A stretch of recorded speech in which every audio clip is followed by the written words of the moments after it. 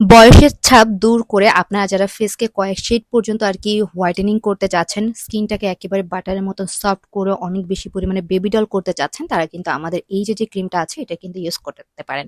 So hi everyone, আসসালামু আলাইকুম। কেমন আছেন সবাই? আমরা অনেকেই আছি যারা কিন্তু বয়সের যে ছাপজনিত যে রিঙ্কেলের যে প্রবলেমটা আছে এটা কিন্তু আমরা অনেক বেশি পরিমাণে ভুগে থাকি। মানে আপনার বয়স অনেক বেশি পরিমাণে কম, তবে আপনাকে অনেক বেশি পরিমাণে বয়সী লাগছে।